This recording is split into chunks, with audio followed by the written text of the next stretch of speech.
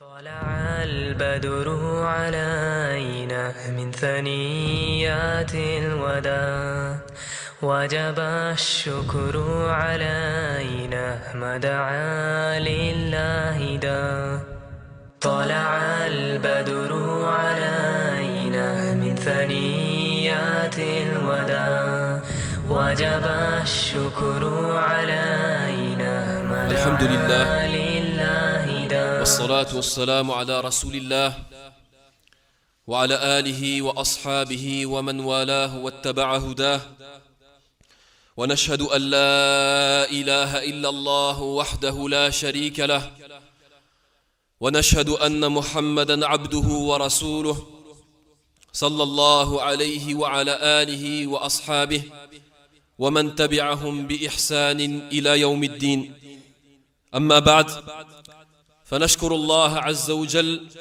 الذي جمعنا في بيته لذكره ولطاعته ونسأله جل جلاله أن يرزقنا العمل الصالح والإخلاص في القول والعمل إنه ولي ذلك والقادر عليه وبعد فسنتكلم إن شاء الله عز وجل في هذه الخطبة على موضوع مهم فيما يتعلق بيوم العيد.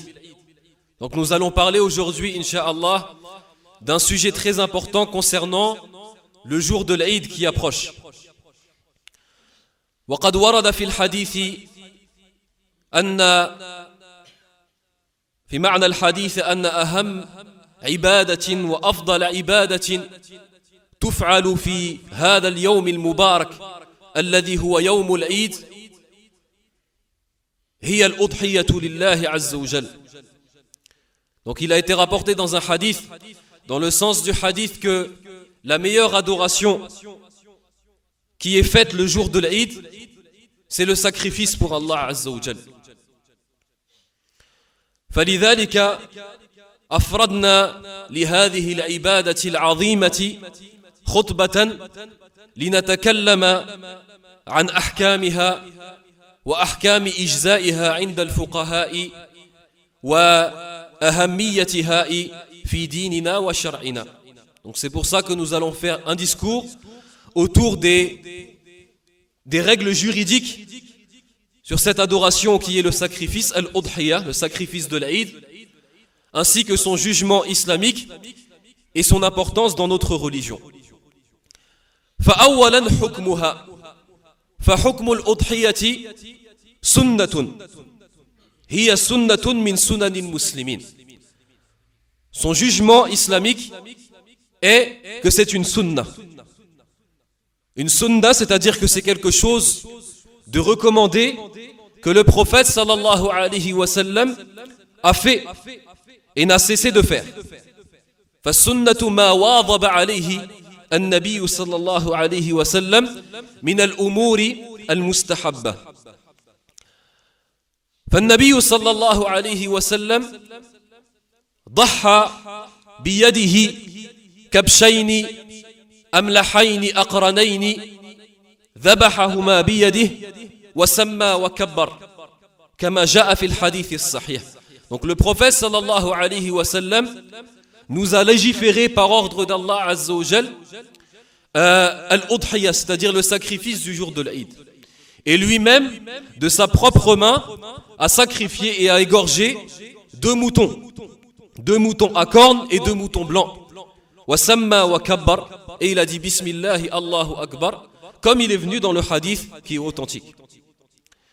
Wa qala Allahu ta'ala fasalli li rabbika wanhar. وجاء في تفسير هذه الآية فصل لربك أي صلاة العيد وانحر أي الأضحية. Il est venu dans l'explication de ce verset فصل لربك, c'est-à-dire la prière de l'Aïd, wanhar, c'est-à-dire le sacrifice du jour de l'Aïd. فهي سنة نعم من سنن المسلمين ومن سنن الأنبياء كذلك.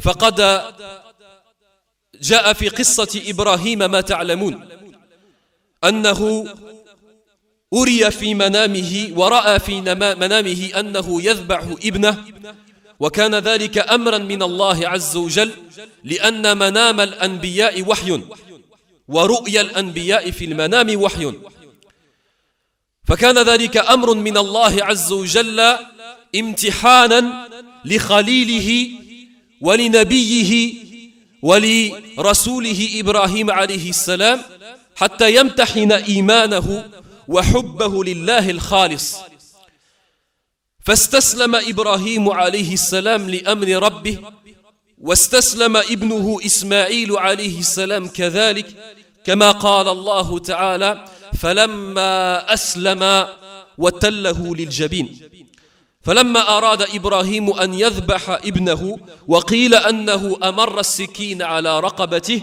حالت صفيحة من نحاس بين رقبته والسكين فأبدل الله عز وجل إسماعيل بكبش نعم قد رعى في الجنة 40 خريفا فسن الله عز وجل لنبيه إبراهيم هذه السنة وهو ذبح هذا الكبش يوم العيد. Donc le récit est connu et ce récit est ce que Ibrahim alayhi salam a vu en songe qu'il égorgeait son fils. Et les songes et les rêves des prophètes sont une révélation. Donc c'était un ordre d'Allah qu'il devait égorger son fils. Pourquoi? Afin de l'éprouver dans sa foi. Afin que Ibrahim alayhi salam devienne Al-Khalil et devienne celui qui a devancé l'amour d'Allah Azza wa Jal à toute chose, même à l'amour de son fils. Et Ibrahim alayhi salam a alors répondu à l'appel de son Seigneur et s'est soumis totalement à l'ordre de son Seigneur, ainsi que son fils Ismaïl qui a accepté l'ordre d'Allah. Et lorsque Ibrahim a voulu égorger, et certains savants ont dit même qu'il a fait passer le couteau, mais une plaque de cuivre s'est placée entre la nuque et entre le couteau afin qu'il n'égorge pas, car Allah Azza wa Jal ne voulait pas que son fils meure, mais simplement éprouver son serviteur. À ce moment-là, Allah subhanahu wa ta'ala a envoyé Jibril alayhi salam avec un mouton qui était resté un certain temps au paradis afin qu'il égorge ce mouton à la place de son fils. Et c'est resté, donc cette histoire et cette légifération d'égorger le mouton le jour de l'Aïd, Naam, est restée une sunna, est restée une tradition des prophètes et une tradition islamique. Donc c'est le jour du sacrifice du mouton. Et non pas le jour du mouton comme certains le disent. فالأضحية سنة كما ذكرنا سنة ولا يدل ذلك على أن القادر عليها ماليا ألا يفعلها. Cela ne veut pas dire que celui qui a la capacité financière d'acheter un mouton pour l'égorger ne va pas le faire ou va le délaisser. ولذلك قال الإمام مالك رحمة الله عليه لا ينبغي لقادر عليها أن يتركها. C'est-à-dire celui qui peut financièrement acheter un mouton et le faire, ce n'est pas bien pour lui de ne pas le faire. ولا يصل ذلك إلى الإثم, sans arriver au péché, parce que ce n'est pas une obligation. فالأضحية عبادة عظيمة لله عز وجل. وهذه العبادة مقصودها إخلاص القلب لله عز وجل حينما يذبح العبد هذه الشاة أو هذه البهيمة لله عز وجل. Ce qui est voulu par cette adoration et par ce sacrifice, ce n'est pas la chair et la viande de cette bête, ce n'est pas le sang qui est versé, mais c'est bien la sincérité et l'intention sincère et le monothéisme pur et le culte exclusif qu'a le musulman dans son cœur au moment où il sacrifie cette bête pour Allah Azza wa Jal. Donc ce qui est important, c'est la sincérité lorsque la personne va égorger cette bête pour Allah Azza wa Jal et non pas pour autre qu'Allah. فلذلك قال الله عز وجل لن ينال الله لحومها ولا دماؤها ولكن يناله التقوى منكم. نعم, لن ينال الله. Ce qui est important auprès d'Allah Azza wa Jal, Ce n'est pas la chair de cette bête, ce n'est pas le sang. C'est la piété de votre cœur. Votre piété au moment, ta piété et ta sincérité au moment où tu vas égorger cette bête pour Allah Azza wa Jal. Donc c'est une grande adoration et la plus grande adoration de ce jour qui est un jour sacré et qui est le jour de l'Aïd.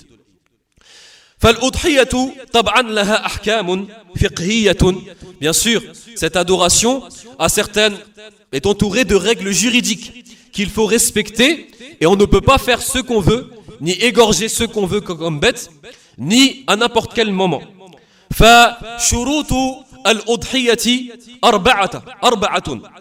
Donc les conditions de l'udhiyya, elles sont au nombre de 4. Elles sont au nombre de 4.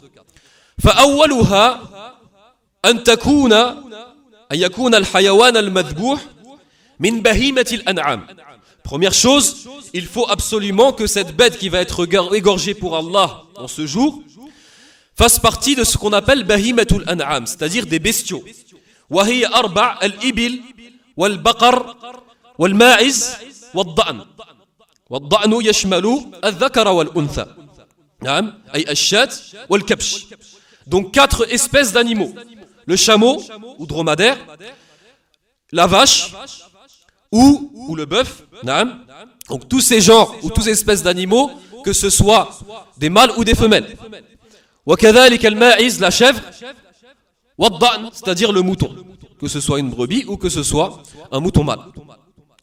فهذا كله يشمله بهيمة الأنعام وهذه المسألة كاد أن يكون إجماعا بين العلماء. C'est presque un consensus et une unanimité des savants et la divergence dans cela n'est que très faible. فهو فيه خلاف لكن شاذ جدا. الشرط الثاني السن المعتبر. Deuxièmement, l'âge de cette bête que tu vas égorger. Donc il y a un âge qui est pris en considération dans la religion. وهو فيما يتعلق بالضأن. Concernant le mouton, أن يكون ذا سنة. Il faut qu'il ait 1 an. وأباح بعض العلماء أن يكون ذا 6 أشهر فأكثر. Certains savants autorisés à partir de 6 mois. نعم. فأن يكون ذا سنة, qu'il ait 1 an.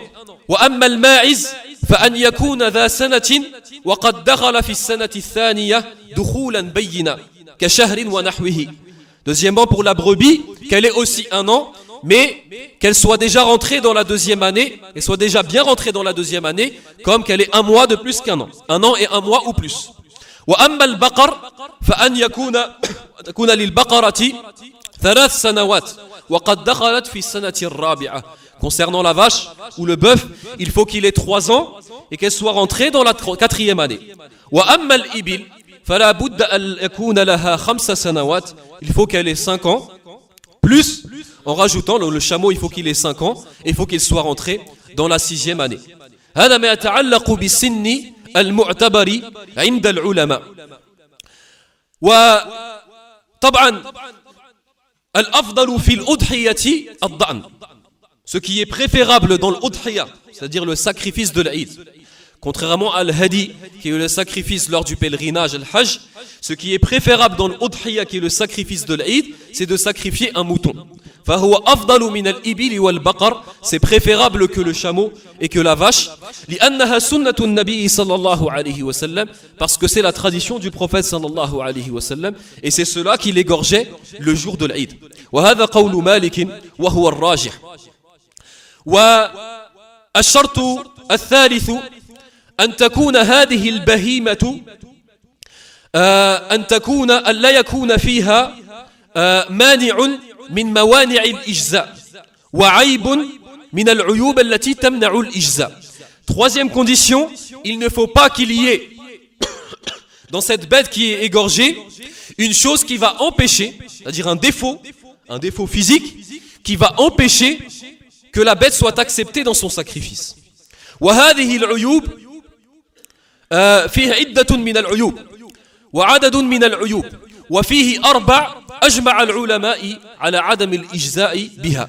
Il y en a 4 de ces défauts où il y a une unanimité des savants et un consensus comme quoi que si cette bête a un de ces 4 défauts, la bête n'est pas acceptée dans le sacrifice. وهي التي بينها النبي صلى الله عليه وسلم في حديث البراء بن عازب قال النبي عليه الصلاة والسلام لا تجزئ المريضة البين مرضها ولا العرجاء البين عرجها ولا العوراء البين عورها ولا العشفاء التي لا تنقي Donc c'est quatre. Premièrement, celle qui est malade d'une maladie qui est facilement visible. Donc même chose, si c'est une bête qui est devenue folle, c'est la même chose. Ça veut dire que c'est une maladie qui est facilement visible. Celle-là doit être écartée absolument. Sinon le sacrifice n'est pas accepté. Deuxièmement, la bête boiteuse. Celle qui boite et dont ce défaut se voit aussi visiblement. Et ce défaut est aussi apparent. Cette bête doit être écartée absolument. وكذلك العوراء البين عورها, même chose pour la bête qui est borgne. Et dont son défaut est apparent et visible. Cette bête doit être écartée. Et quatrièmement, كذلك العشفاء التي لا تنقي أي الهزيلة, la bête qui est trop faible et trop maigre. والتي ليس لها مخ في عظمها, celle qui n'a plus de moelle dans les os et qui est beaucoup trop faible. Donc ces quatre, il faut absolument les écarter car il y a un consensus des savants que cette bête n'est pas acceptée dans le sacrifice. وذكر الفقهاء كذلك أنواعا أخرى فذكروا من المعيبة في البهيمة أن تكون مثلا صمعاء جدا, أي أن تكون ويكون لها أذنان صغيرتان جدا. Si elle a des trop petites oreilles, قال الفقهاء, elle doit être écartée car elle ne sera pas acceptée dans le sacrifice. وكذلك التي قطع منها جزء, aussi si une bête est amputée, elle n'est pas acceptée dans le sacrifice. Sans parler de la castration, ça c'est autre chose. وكذلك مكسورة القرن إن أدمى, même chose si la bête a des cornes sauf que cette corne est coupée et il y a du sang qui va sortir de la corne. فهذا يدل على مرضها, ça va montrer qu'elle est malade, donc elle n'est pas acceptée. وذكر الفقهاء كذلك البكماء أي التي لا صوت لها, celle qui n'a plus de voix aussi n'est pas acceptée. وذكر الفقهاء كذلك البتراء وهي التي لا ذنب لها خلقة, celle qui n'a pas de queue lorsqu'elle est née, celle-là aussi n'est pas acceptée. وذكر الفقهاء مشقوقة الأذن أكثر من ثلث الأذن, celle dont son oreille est déchirée, c'est-à-dire que plus du tiers de son oreille est déchirée. وذكر الفقهاء كذلك التي ذهب منها ثلث ذنبها أو أكثر, celle dont le tiers de sa queue ou plus est parti. Donc toutes ces bêtes ne sont pas acceptées dans le sacrifice. وعموما ما دامت البهيمة بريئة من هذه العيوب فهو أفضل ومن العيوب عموما. Tant que la bête est meilleure, tant que la bête n'a pas de défaut, elle est meilleure auprès d'Allah Azza wa Jal dans le sacrifice. نعم. فلذلك قال عبد الله بن عباس في تفسيره لقوله تعالى ومن يعظم شعائر الله قال شعائر الله استحسانها واستسمانها, c'est-à-dire la bête, lorsque tu vas choisir la meilleure, celle qui a le moins de défauts possible, wastismanuha, et celle qui est la plus grasse. Tant qu'elle est plus grasse et qu'elle est plus chère et elle a le moins de défauts possible, c'est préférable auprès d'Allah Azza wa Jal dans le sacrifice. واستحب العلماء كذلك أن يكون كل البهيمة والضأن أقرن أبيض ذكرا وأن يكون فحلا. Parmi quatre caractéristiques de la bête qui sont aussi recommandées cette fois-ci, c'est que ce soit un mâle, concernant le mouton, que ce soit un mâle, وكذلك أن يكون أقرن, que c'est une bête qui ait des cornes, أبيض, que ce soit un mouton qui soit blanc, ça c'est préférable aussi, وأن يكون فحلا غير خصي, et que ce soit pas un mâle qui soit castré. Toutes ces choses sont recommandées dans le sacrifice du mouton et des bêtes le jour de l'Eid. والشرط الرابع هو الوقت. هذا شرط مهم جدا, le temps. Quand est-ce que tu peux égorger et quand est-ce que tu peux faire ton sacrifice? فوقت جواز الذبح وجواز الأضحية وإجزائها من بعد صلاة العيد إلى آخر يوم إلى آخر يوم الثاني من أيام التشريق أي بغروب الشمس من اليوم الثاني من أيام التشريق. Donc ce temps, c'est après la prière de l'Eid. Wujuban wa shartan, il faut absolument que la bête soit égorgée après la prière de l'Eid. S'il est égorgé avant la prière de l'Eid, le udhiya et le sacrifice n'est pas accepté. قال النبي صلى الله عليه وسلم في الحديث الذي رواه البخاري من حديث أبي قتادة الأنصاري قال فمن ذبح قبل صلاة العيد فإنما ذبح لنفسه ومن ذبح بعد الصلاة فقد تم نسكه وأصاب سنة المسلمين. Donc là c'est un nas du prophète sallallahu alayhi wa sallam. Il a dit celui qui égorge sa bête avant la prière, il a égorgé pour lui-même. C'est-à-dire c'est une bête simplement de viande et de chair, il pourra la manger lui et sa famille. Mais ce n'est pas le rite du sacrifice de l'Eid. Et celui qui l'aura fait après la prière, certes son sacrifice sera complet et il aura trouvé la sunnah nil muslimin, c'est-à-dire la tradition des musulmans dans ce sacrifice. Il a al-yawm al-thani wa akhir al-yawm al-thani min ayyam al-tashriq, jusqu'au deuxième jour des jours de tashriq. Ayyam al-tashriq thalatha. Les jours de tashriq, ceux qui sont appelés jours de tashriq, ils sont au nombre de 3. Et ce sont les 3 jours qui succèdent le jour de l'Eid. Donc c'est-à-dire que c'est le 11e jour, le 2e jour et le 13e jour du mois de Dhul Hijjah. Ces jours-là sont appelés les jours de tashriq. Nous on parle concernant que le sacrifice soit accepté, ce sont les 2 premiers jours des jours de tashriq. Donc le 11e jour et le 12e jour.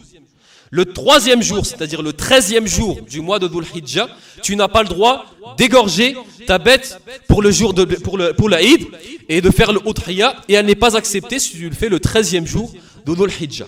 Donc tu as donc 3 jours pour égorger la bête. Le jour de l'Aïd, après la prière, le 11e jour de Dhul Hijjah, c'est-à-dire le lendemain de l'Aïd, et le surlendemain de l'Aïd, l'après-lendemain de l'Aïd, qui est le 12e jour de Dhul Hijjah. ولا يكون الذبح إلا نعم في النهار ولا يجوز ولا يجزئ أن يكون في الليل. Autre condition, il faut absolument que le sacrifice se fasse dans la journée. Et quand on dit dans la journée, فهو من طلوع الفجر إلى غروب الشمس, c'est-à-dire de l'aurore, de la prière de l'fajr, de l'heure de la prière de l'fajr, c'est-à-dire l'aurore, jusqu'au coucher du soleil. فلا يجزئ ليلا. Si une personne égorge sa bête la nuit, son sacrifice n'est aussi pas accepté. Donc faites attention, la nuit dans la religion commence à partir du coucher du soleil, c'est-à-dire l'heure où rentre la prière de l'Maghrib. هذا ما يتعلق بالوقت. أما صفة الذبح فطبعا للذبح شروط عامة. Bien sûr, le fait d'égorger une bête dans les rites islamiques, il y a des conditions qu'il faut respecter. فلا بد من أهلية المذكي, il faut que la personne qui égorge la bête soit musulmane ou quelqu'un des gens du livre, c'est-à-dire juif ou chrétien. Ça c'est dans le fait d'égorger une bête en général. Mais pour le udhiya, qui est le sacrifice du jour de l'Aïd, il faut que la personne soit musulmane. Naam. Wa an yakuna aqilan wa mumayyizan wa qadiran ala al-dhabh, bien sûr, il faut que c'est quoi, quelqu'un qui soit doté de raison, et quelqu'un, un enfant peut égorger, mais il faut qu'il ait l'âge de raison déjà. Il faut qu'il ait l'âge de raison et qu'il soit capable d'égorger la bête. Thaniyan, deuxièmement, at-tasmiya. At-tasmiya, c'est le fait de dire Bismillah, au nom d'Allah, lorsque tu vas égorger cette bête. Fahadha wajibun. Fahadha wajibun min wajibat ad-dhabh. Ça c'est une obligation. Une obligation, la budda min dhikri ismillahi azza wa jal ala ad-dhabh. Il faut absolument prononcer le nom d'Allah azza wa jal au moment où la personne égorge. Si la personne ne le fait pas exprès, le délaisse volontairement, cette bête devient une meïta, c'est-à-dire une bête morte que tu n'as pas le droit de manger, et bien sûr le sacrifice ne sera pas accepté. Naam. Amma law nasiyaha fala ba's. Si par contre il a oublié de dire Bismillah alors qu'il voulait le dire, par contre ce n'est pas grave et sa bête peut être mangée. Wa hadha qawlu jumhuri al-ulama, c'est la parole de la majorité des savants. الشرط الثالث أن يكون بمحدد. يذبح الحيوان بمحدد. Ça veut dire que la bête doit être égorgée avec un outil qui est aiguisé. que ce soit un couteau ou autre chose, mais un outil qui soit aiguisé. Et un outil qui soit tranchant. Un outil qui soit tranchant.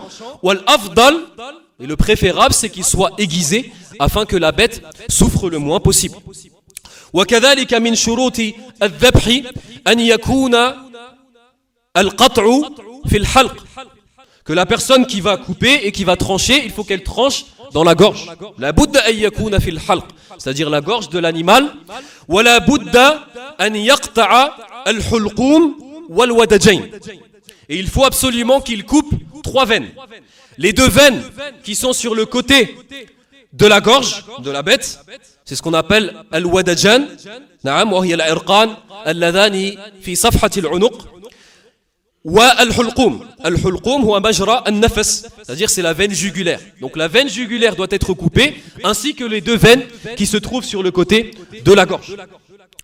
فكل هذا من شروط الذبح ونعم طبعا كذلك يشترط أن يكون الحيوان حيا عند الذبح. Il faut aussi absolument que la bête soit vivante et qu'on soit sûr qu'elle soit vivante au moment où on l'égorge. نعم. وعند الأضحية طبعا من سنن ومن مستحبات الأضحية ومن مستحبات الذبح وآدابها, parmi les comportements et les bonnes manières lorsqu'on égorge une bête. فأما الإبل فتنحر. Al-ibil, concernant le chameau, la personne va alors frapper au niveau de ce qu'on appelle al-labba. Al-labba, c'est entre le torse et le cou, afin à ce moment-là puis agiter. C'est de cette façon qu'on tue un chameau pour qu'il meure la façon la plus vite. Amma al-ghanam, concernant la vache ou le mouton, donc c'est le fait d'égorger comme on a cité. Il est préférable de l'orienter, c'est-à-dire la bête, vers la qibla, vers la direction de la Mecque. Donc c'est une sunna aussi de dire Allahu Akbar et de faire ça selon la sunna du prophète sallallahu alayhi wa sallam. أسأل الله العلي العظيم أن يغفر لنا ذنوبنا وأن يعفو عنا إنه ولي ذلك والقادر عليه. الحمد لله والصلاة والسلام على رسول الله وعلى آله وأصحابه ومن والاه واتبع هداه وسلم تسليما كثيرا. هذا ما يتعلق بأحكام الأضحية إجمالا وأحكام الذبح. Ça c'est concernant les règles juridiques autour de l'Udhiya, le sacrifice du jour de l'Aïd, et autour de la façon d'égorger dans le rite musulman. وأما ما يتعلق بيوم العيد فكما تعلمون هو يوم عظيم ويوم مقدر عند الله عز وجل وله حرمة. C'est un jour sacré auprès d'Allah Azza wa Jal et très important. وقد شرع الله سبحانه وتعالى في هذا اليوم العظيم عبادة أخرى من أهم العبادات في هذا اليوم وهي صلاة العيد. Donc Allah Azza wa Jal a légiféré dans ce jour qui est le jour de l'Aïd une adoration aussi très importante qui est la prière de l'Aïd. فصلاة العيد سنة مؤكدة عندنا المالكية فهي سنة مؤكدة ينبغي على المسلم أن يفعلها وأن يراعيها. Donc le musulman se doit de faire la prière de l'Aïd et c'est une sunna mu'akkada, ça veut dire une sunna fortement recommandée le jour de l'Aïd. فلذلك ينبغي على كل من يعمل في هذا اليوم فسيكون يوم الثلاثاء, le jour de l'Aïd sera le jour du mardi. فكل من يعمل في هذا اليوم ينبغي له إن استطاع نعم أن يأخذ يوم راحة في هذا اليوم حتى يعظم شعائر الله عز وجل. نعم حتى يشعر في قلبه أنه يوم عظيم عند الله عز وجل وحتى يري غير المسلمين أن هذا اليوم عظيم عنده وعزيز عنده. هذا مهم جدا. Ça c'est très important pour les gens qui travaillent. Comme le jour de l'Aïd tombera le mardi, essayez dans la mesure du possible de prendre un jour de congé pour ce jour qui est le mardi. Je ne parle même pas pour la prière. Je parle simplement le fait de montrer, déjà de montrer à Allah Azza wa Jal que tu respectes ce jour, que ce jour pour toi a une importance, et deuxièmement montrer aux non-musulmans aussi que ce jour est important pour toi. Comme les chrétiens ont leur jour de congé pour leur fête religieuse, les juifs aussi ne vont pas travailler pour leur jour de fête, nous aussi les musulmans, et on doit être les premiers à montrer l'exemple. Dans notre jour de fête, on n'a que 2 jours de fête dans l'islam, dans l'année. Dans ce jour de fête, on se doit, Inch'Allah Azzawajal, au mieux, je ne dis pas que c'est obligatoire religieusement, mais je dis que c'est au mieux de ne pas travailler. Et surtout concernant la prière, d'assister à la prière et à l'office de l'Aïd et de la prière de l'Aïd dans la mosquée, Inch'Allah Azzawajal.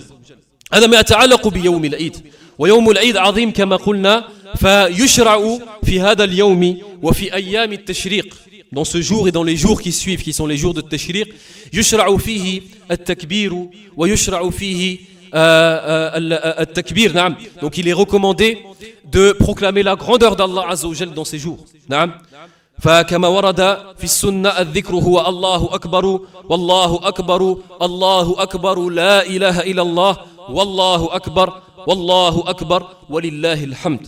Donc de dire cela souvent dans ces 4 jours de l'Aïd, de le dire souvent, de le répéter à chaque moment si la personne le peut.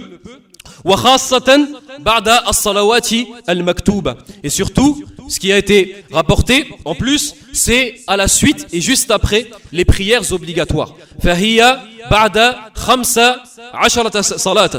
Après 15 prières.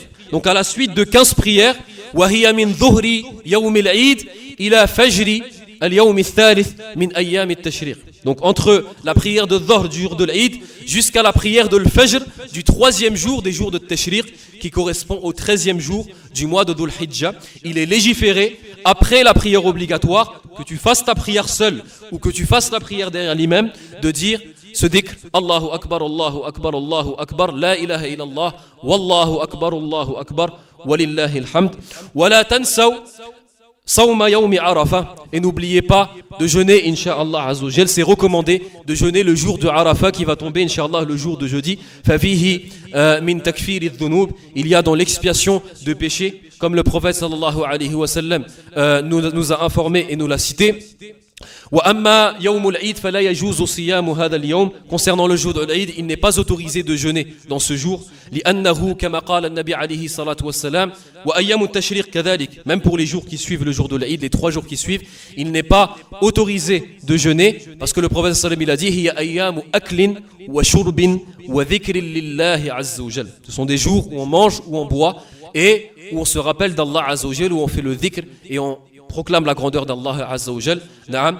أما اليوم الثالث فهو مكروه واليومان الأولان من أيام التشريق فهو محرم فنسأل الله العلي العظيم أن يوفقنا للأعمال الصالحة اللهم وفقنا للأعمال الصالحة اللهم ارض عنا اللهم وفقنا للإخلاص في القول والعمل اللهم وفقنا للإخلاص في كل أعمالنا اللهم تقبل منا عباداتنا اللهم اعف عن سيئاتنا اللهم سامحنا اللهم سامحنا اللهم اعف عنا اللهم اغفر لنا ذنوبنا وتقبل منا توبتنا واعف عنا يا إله الأولين والآخرين يا أرحم الراحمين اللهم اغفر للمسلمين والمسلمات والمؤمنين والمؤمنات اللهم أعز الإسلام والمسلمين اللهم أعز الإسلام والمسلمين اللهم آمنا في أوطاننا اللهم احفظ أخواتنا اللهم احفظ أولادنا